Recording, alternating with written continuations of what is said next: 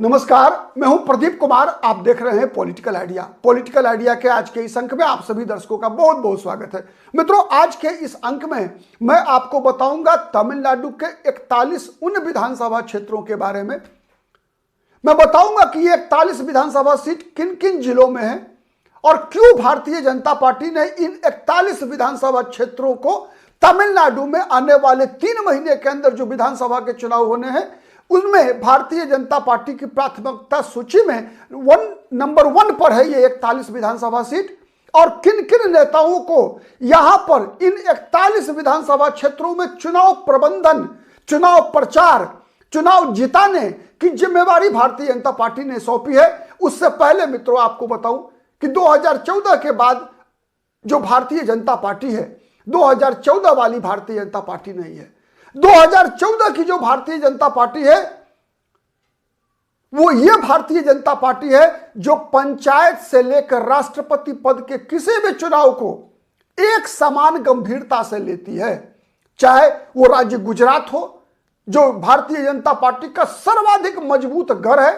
1995 से लेकर आज तक 31 वर्षों से गुजरात भारतीय जनता पार्टी का गढ़ बना हुआ है। भारतीय जनता पार्टी अपराजय है।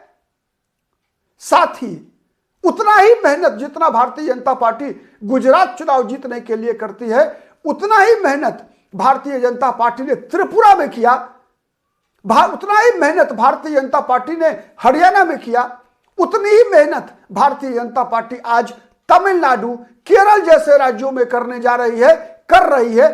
तमिलनाडु जहां पर कि भारतीय जनता पार्टी की बात छोड़ दीजिए, कांग्रेस के लिए भी, मतलब किसी भी राष्ट्रीय राजनीतिक दल के लिए वहां स्पेस वर्तमान में बहुत छोटा स्पेस है। आज 50 से अधिक वर्षों से तमिलनाडु की राजनीति क्षेत्रीय दलों, द्रमुक मतलब जिसे हम कहते हैं ना द्रविड़ पार्टियों के भरोसे है। वहां राष्ट्रीय राजनीतिक दल के रूप में चाहे भारतीय जनता पार्टी हो, चाहे कांग्रेस पार्टी हो या फिर कुछ वर्षों के लिए बनी जनता पार्टी, ये सब के सब वहां के स्थानीय क्षेत्रीय दलों की पिछलग्गू के रूप में ही वहां अपना राजनीतिक अस्तित्व बचाने, बनाने, बढ़ाने का लगातार प्रयास करती है। लेकिन भारतीय जनता पार्टी 2014 के बाद से एक अलग ही मिट्टी की बनी हुई है। उतनी ही मेहनत नरेंद्र मोदी, अमित शाह की टीम तमिलनाडु में आज कर रही है जितना मेहनत भारतीय जनता पार्टी उत्तर प्रदेश के विधानसभा चुनाव को जीतने के लिए करने वाली है। जितनी मेहनत भारतीय जनता पार्टी असम में 10 वर्षों से लगातार चल रही सरकार को बचाने के लिए कर रही है उतना ही मेहनत भारतीय जनता पार्टी तमिलनाडु में भी कर रही है। और इसी का परिणाम है कि अब जब तक विपक्ष मतलब द्रमुक का जो गठबंधन है, डीएमके अलायंस है, कांग्रेस पार्टी का जो अलायंस है, आपस में कोई संवाद ही शुरू नहीं हुआ है कि कितनी सीटों पर कांग्रेस लड़ेगी, कांग्रेस क्या डीएमके के साथ लड़ेगी या टीवीके थलापति विजय की पार्टी के साथ जाएगी, ये अभी तक फैसला नहीं हुआ है। वहां भारतीय जनता पार्टी ने अपनी सीटें भी चिन्हित कर ली है कि किन किन विधानसभा सीटों पर भारतीय जनता पार्टी के उम्मीदवार रहेंगे।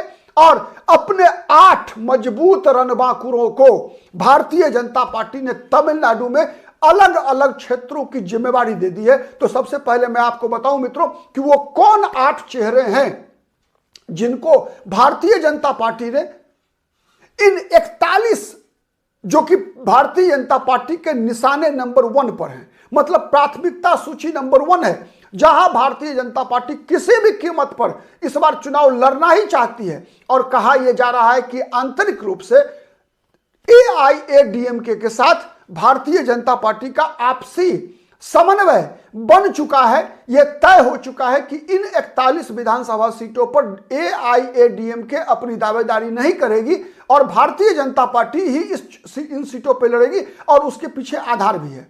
आधार यह है कि इन 41 विधानसभा सीट जो जिन लोकसभा क्षेत्रों के अंतर्गत आते हैं उनमें लगभग 10 लोकसभा सीटें हैं और इन 10 लोकसभा सीटों में 6 लोकसभा सीट पर पिछले चुनाव में भारतीय जनता पार्टी रनर अप रही थी, दूसरे नंबर पर रही थी।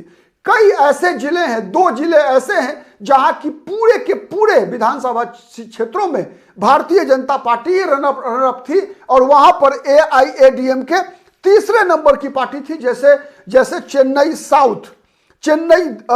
साउथ की का जो विधानसभा क्षेत्र है वो, और कन्याकुमारी लोकसभा क्षेत्र। मित्रों, तमिलनाडु में भारतीय जनता पार्टी की दृष्टि से अगर देखेंगे तो पिछली शताब्दी से ही कोयंबटूर और कन्याकुमारी, ये दो जिले ऐसे हैं मित्रों जहां भारतीय जनता पार्टी तुलनात्मक रूप से तमिलनाडु के अन्य क्षेत्रों की तुलना में मजबूत रही है। मित्रों, कोयंबटूर वही लोकसभा सीट है जहां पर कि चुनाव प्रचार के दौरान लाल कृष्ण आडवाणी की आम सभा में आत्मघाती हमला हुआ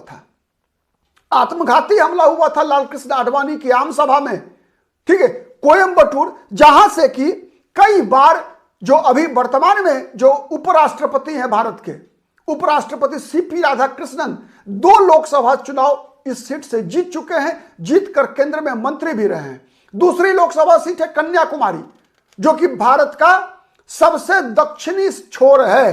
कन्याकुमारी कहते हैं ना हम कि हमारा देश, हमारी माटी, ठीक है, कश्मीर हो या कन्याकुमारी, हमारी एक मतलब ये जो हम नारा लगाते हैं वो कश्मीर से लेकर कन्याकुमारी तक भारत एक है। तो भारत का दक्षिणी छोर जो है कन्याकुमारी, वो अभी भारतीय जनता पार्टी लगातार वहां से जीतती और हारती रही है। वहां भी, कोयंबटूर में भी और कन्याकुमारी जैसे लोकसभा क्षेत्रों में भी मुख्यतः लड़ाई अगर देखेंगे आप तो लगातार भारतीय जनता पार्टी और कांग्रेस के बीच होती रही है।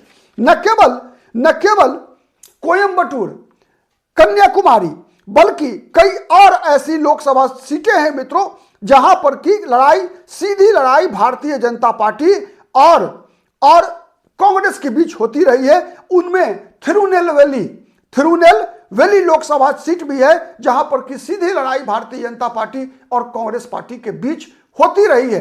तो तमिलनाडु का यह वो इलाका है मित्रों, पश्चिमी इलाका तमिलनाडु का, वेस्टर्न तमिलनाडु जो है वहां भारतीय जनता पार्टी आप कह सकते हैं कि तुलनात्मक रूप से तमिलनाडु के अन्य क्षेत्रों की तुलना में पश्चिमी तमिलनाडु और दक्षिण तमिलनाडु, इसमें भारतीय जनता पार्टी इस चुनाव में भी अपना आधार बढ़ाने का प्रयास कर रही है, अपनी मजबूत उपस्थिति दर्ज कराने का प्रयास कर रहा है। सबसे पहले जानिए कि वो 8 चेहरे कौन हैं जिनको भारतीय जनता पार्टी इस लोकसभा चुनाव में, इस विधानसभा चुनाव में बड़ी जिम्मेवारी दिया है भारतीय जनता पार्टी ने। वो नाम है अरविंद मेनन। मित्रों, अरविंद मेनन वो नाम है भारतीय जनता पार्टी का जो किसी भी राज्य में चुनाव हो, अभी अक्टूबर नवंबर में बिहार विधानसभा का चुनाव हुआ था, अरविंद मेनन को वो एरिया, वो क्षेत्र बिहार में जिम्मेवारी दी गई थी जो सबसे मुश्किल इलाका था भारतीय जनता पार्टी के लिए, एनडीए के लिए। उसी इलाके में अरविंद मेनन को चुनाव प्रभारी बनाया गया था। तो अरविंद मेनन को इस बार तमिलनाडु में बड़ी जिम्मेवारी दी गई है। न केवल अरविंद मेनन बल्कि उनके साथ हैं सुधाकर रेड्डी को भी बड़ी जिम्मेवारी दी गई है। साथ ही केंद्रीय मंत्री, दलित नेता तमिलनाडु के एल मुरुगन, जो कि पिछले लोकसभा चुनाव में चुनाव हार गए थे नीलगिरी सुरक्षित विधानसभा सीट से, नीलगिरी सुरक्षित लोकसभा सीट से तमिलनाडु के बड़े दलित नेता, डीएमके टेलीकॉम घोटाला में जिनका नाम आया था, डी राजा, उनके खिलाफ चुनाव लड़े थे और वो चुनाव ये हार गए थे इस बार। ठीक है, तो ये वो इलाका है मित्रों जहां पर भारतीय जनता पार्टी अपना एल मुरुगन, भारतीय जनता पार्टी का बड़ा दलित चेहरा जो केंद्र में मंत्री भी हैं, इनके अलावे पोन राधाकृष्णन जो कि 2014 लोकसभा चुनाव जीते थे, 2019 और 2024 में हार गए थे।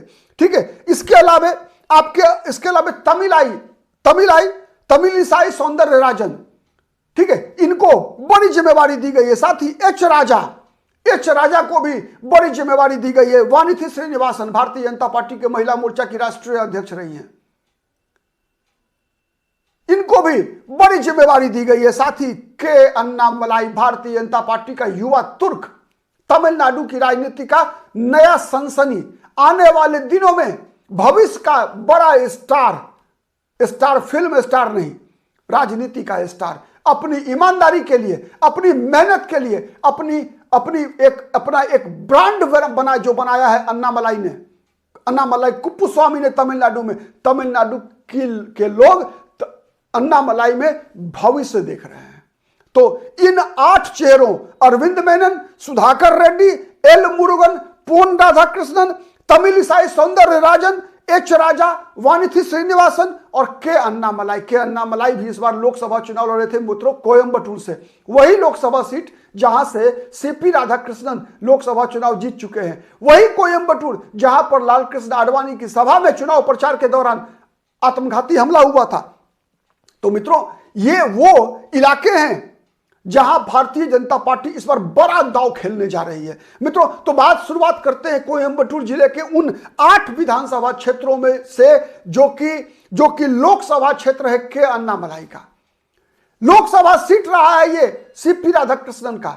इस कोयंबटूर जिले के 8 विधानसभा क्षेत्रों पर भारतीय जनता पार्टी चुनाव लड़ना चाहती है और वो विधानसभा सीटें हैं किनथु कदबू, कोयंबटूर उत्तर, काबुंदम पलेयम, सिनग नल्लूर, पोलाची, कोयंबटूर दक्षिण, वलपराई सुरक्षित विधानसभा सीट है, साथ ही मेटुपालयम।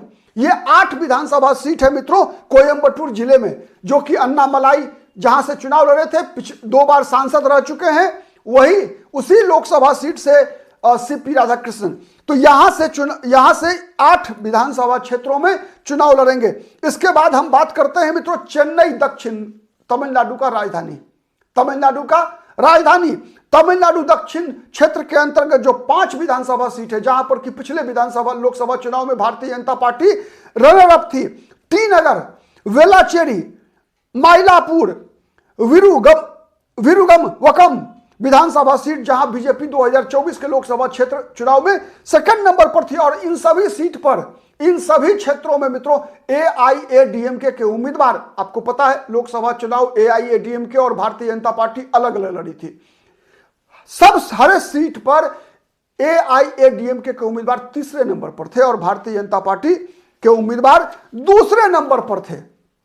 ठीक है, इसके अलावे जिन विधानसभा सीटों की बात बीजेपी चुनाव लड़ना तय है, उसमें है कन्याकुमारी, जिसके 5 विधानसभा क्षेत्रों में बीजेपी 2024 के लोकसभा चुनाव में रनर अप थी, जहां से पोन राधाकृष्णन लगातार चुनाव लड़ते आ रहे हैं।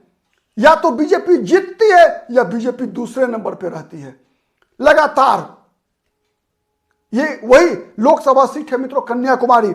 यहां से नागरकोइल विधानसभा सीट, कोलाचेल विधानसभा सीट, पद्मनाभपुरम विधानसभा सीट, विलवनकोट विधानसभा सीट और किल्लियूर विधानसभा सीट, ये 5 विधानसभा सीटें हैं जहां से भारतीय जनता पार्टी का चुनाव लड़ना तय है। कोयंबटूर का 8, कन्याकुमारी का 5, उसके अलावा चेन्नई दक्षिण लोकसभा सीट के 4, उसके अलावा शिवगंगा जिले में कराईकुडी विधानसभा सीट भारतीय जनता पार्टी का लड़ना तय है। विरुद्धनगर लोकसभा सीट, विरुद्धनगर से अभी कांग्रेस पार्टी के सांसद हैं वहां से मनिक्कम टैगोर, और यहां से तेनकासी और राजापालयम, ये इन 2 विधानसभा सीटों पर भारतीय जनता पार्टी का उम्मीदवार बनना तय है। भारतीय जनता पार्टी के उम्मीदवार चुनाव लड़ेंगे। रामनाथपुरम लोकसभा सीट, जहां से भारतीय इस बार इंडियन यूनियन मुस्लिम लीग के सांसद हैं। रामनाथपुरम से आप अनुमान लगा सकते हैं, रामनाथपुरम से इंडियन यूनियन मुस्लिम लीग के सांसद हैं। यहां के परमाकुड़ी विधानसभा सीट, जो कि सुरक्षित विधानसभा सीट है, और मुदकुलियूर विधानसभा क्षेत्र, इन दोनों विधानसभा सीट से भारतीय जनता पार्टी के उम्मीदवारों ने चुनाव लड़ने की पूरी तैयारी कर ली है। इसके अलावा थुथुकुड़ी लोकसभा सीट, जहां से सांसद हैं एमके स्टालिन की बहन एम करुणानिधि की पुत्री कनिमोझी, इस जिले के श्री वाईकुंतम विधानसभा सीट से भारतीय जनता पार्टी के उम्मीदवार चुनाव लड़ेंगे। साथ ही तिरुनेलवेली जिले में राधापुरम और नांगुनेरी विधानसभा सीट, इन 2 विधानसभा सीट मतलब राधापुरम और नांगुनेरी, इन 2 विधानसभा सीटों से भारतीय जनता पार्टी के उम्मीदवार का चुनाव लड़ना तय है। इसके अलावा दक्षिण तमिलनाडु में मदुरई उत्तर, मदुरई दक्षिण और तिरुपरनकुंद्रम विधानसभा सीट। मित्रों तिरुपरनकुंद्रम इन दिनों चर्चा में है। यही कार्तिकेय दीपम के विवाद जिसमें हिंदुओं के लिए कार्तिकेय दीपम में तिरुपरनकुंद्रम पहाड़ी पर जो वहां मंदिर है, उस मंदिर में दीप जलाने पर रोक लगा दिया एमके स्टालिन की सरकार ने। इसके बावजूद जब तमिलनाडु हाईकोर्ट के मदुरई बेंच ने इसके लिए आदेश दिया था। उसके बावजूद तमिलनाडु की सरकार ने वहां हिंदुओं को दीप जलाने से मना कर दिया। उसके बाद वो फैसला जब डबल बेंच में गया, तब भी डबल बेंच का भी आदेश आ चुका है, हिंदुओं के फेवर में आ चुका है। लेकिन एमके स्टालिन की सरकार तो डेंगू और बिच्छू बोलती है सनातन धर्म को। ठीक है, उसके बाद इतना ही नहीं, जिस न्यायाधीश ने तमिलनाडु सरकार की आलोचना की कि आप कैसे ये पर्व मनाने से, कार्तिकेय दीपम मनाने से आप कैसे रोक सकते हैं समाज के एक वर्ग को, आप कैसे एक वर्ग को वहां पर इस बात से रोक सकते हैं। तो उसी न्यायाधीश के खिलाफ महाभियोग लगाने की बात कर रही है एमके स्टालिन की सरकार। अब आप अनुमान लगा सकते हैं। तो उसका परिणाम क्या है, इन दिनों लगातार चर्चा का विषय बना हुआ है पूरे दक्षिण तमिलनाडु में। इसीलिए भारतीय जनता पार्टी इन 3 विधानसभा सीट, मदुरई उत्तर, मदुरई दक्षिण और तिरुपारनकुंद्रम विधानसभा क्षेत्र में चुनाव लड़ने का बीजेपी ने फैसला कर लिया है। ठीक है, इसके अलावे भारतीय जनता पार्टी जिन विधानसभा क्षेत्रों में चुनाव लड़ने वाली है, उनमें तिरुपुर जिला के 3 विधानसभा सीट है। तिरुपुर जिले में 3 विधानसभा सीट है, तिरुपुर उत्तर, तिरुपुर दक्षिण और उदुमलपेट। मित्रों, उदुमलपेट वो विधानसभा सीट है, आपको आश्चर्य लगेगा कि अभी केरल में जो कुंभ लगा हुआ है, भरत पूजा मंदिर नीला नदी के तट पर, वहां जो माघ महोत्सव मनाया जा रहा है, उसके लिए एक यात्रा निकलने वाली थी इसी उदुमलपेट नामक पहाड़ी से, जिस पर कि एमके स्टालिन की सरकार ने रोक लगा दिया। इसलिए लगा दिया कि अगर ये यात्रा निकलेगी तो हिंदू जागेंगे, हिंदू तमिलनाडु में जगेंगे, हिंदुत्व के नाम पर एकजुट होंगे, जो कि तमिलनाडु की सरकार, एमके स्टालिन की सरकार किसी भी कीमत पर होने देना नहीं चाहती। अब मित्रों बात करते हैं नीलगिरी जिले के 2 विधानसभा सीटों से भारतीय जनता पार्टी के उम्मीदवार चुनाव लड़ना चाहते हैं। ये वही विधानसभा सीट है मित्रों नीलगिरी, जहां से डीएमके के डी राजा टेलीकॉम घोटाला, वहीं से चुनाव लड़े थे भारतीय जनता पार्टी के एल मुरुगन। वहीं के 2 विधानसभा सीट, ऊटी और कुन्नूर विधानसभा सीट से भारतीय जनता पार्टी चुनाव लड़ने की पूरी तैयारी कर ली है। इसके अलावा कृष्णागिरी जिला जहां से कि अभी वर्तमान में कांग्रेस पार्टी के सांसद हैं और एआईएडीएम के दूसरे नंबर पे आई थी मित्रों। तो इस कृष्णागिरी जिले के 2 विधानसभा सीट, होसूर और थल्ली, इन 2 विधानसभा सीट से भारतीय जनता पार्टी ने चुनाव लड़ने की पूरी तैयारी कर ली है। तो इस प्रकार से ये 41 ये विधानसभा क्षेत्र हैं जहां भारतीय जनता पार्टी के उम्मीदवार आपको मिलेंगे, ये तय है।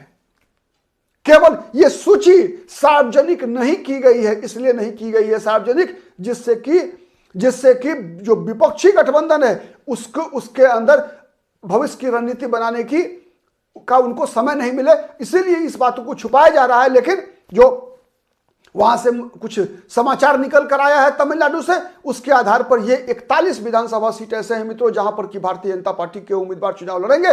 और इसीलिए इन 8 नेताओं को जिनका नाम मैंने बताया, मैं एक बार और रिपीट कर रहा हूं, अरविंद मेनन, सुधाकर रेड्डी, एल मुरुगन, पोन राधाकृष्णन, तमिलिसाई सौंदरराजन, एच राजा, वानिथी श्रीनिवासन और के अन्नामलाई, इन 8 नेताओं को पूरी जिम्मेवारी दी गई है। अभी से ही वहां उम्मीदवार कौन होंगे, पूरी व्यवस्था, मैनेजमेंट पूरा का पूरा एकदम चुनाव लड़ाने से लेकर जिताने तक की जिम्मेवारी इन 8 बड़े चेहरों को दी गई है। आज इस मुद्दे पर इतना ही। हमारा वीडियो यदि पसंद आता है तो प्लीज लाइक कीजिए, कमेंट कीजिए, शेयर कीजिए, जिससे कि अधिक से अधिक लोगों तक हमारी बातें पहुंच सके। और अब तक यदि सब्सक्राइब नहीं किया है मित्रों पॉलिटिकल आइडिया को, तो प्लीज सब्सक्राइब कर लीजिए। आज के लिए इतना ही, बहुत बहुत धन्यवाद।